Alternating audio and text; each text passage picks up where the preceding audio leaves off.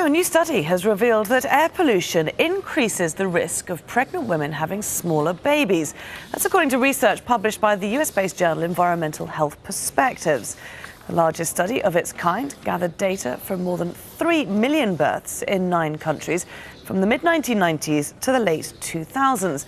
They found that higher levels of pollution produce a greater rate of underweight babies. That's children weighing less than 2.5 kilograms. Now, a low birth rate can increase the risk of children dying in the early weeks and is linked to chronic health problems later in life. Well, the pollution can come from a number of sources, including traffic fumes and the chimneys of coal-fired power stations and factories.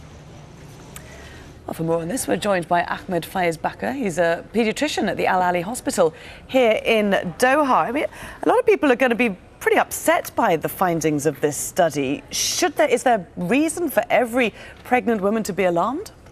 I don't agree exactly that people, it's not a surprise that bad nutrition, pollution can affect the pregnancy outcome and can lead to having babies with more complications. Low birth weight babies is one of the complications that can happen from bad nutrition, living in polluted areas, smoking mothers consuming alcohol and so on. The particular thing about that study that it has made a scientific proof that exposure to pollution leads really to low birth weight babies. Should any woman then who is living in a city, I mean the cities, for example, here in Doha or London, should any woman there be concerned, or are we looking at people who live in places such as Beijing, where of course we see hazardous levels of pollution? Correct. I mean the levels of pollution, according to the study, they differ from one place to another, and the higher level of pollutions are the ones related to like having pollution more than 10 parts per million for the carbon, are more related to the hazards that were reported in the study.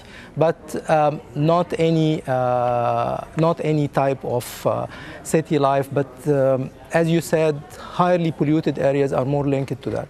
How exactly does this air pollution impact the pregnant woman? Okay, good. Air pollution can affect the general health condition of people living, can affect their lungs, and then can affect the oxygen supply. And the oxygen supply which goes to the babies in utero through the placenta can be reduced, and then affects the placental nutrition, the oxygen transfer to the baby. The baby in utero depends on the oxygen and nutrition coming from the mother. So if you have a pollution, then the oxygen level in the mother's blood goes down. The placenta health gets affected. It doesn't function well. It doesn't transfer the nutrition correctly to the baby.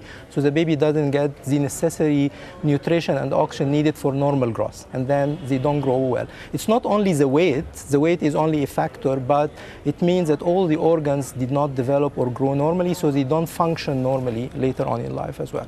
That's why these babies can be exposed to lots of hazards like hypoglycemia, low blood sugar, infections, no immunity, catching infections, and then the incidence of death or the mortality rate is higher in them compared to the normal birth weight babies. Okay, all right, something indeed that needs to be looked at further then. Dr. Ahmed Faiz-Bakr, thank you very much for joining us.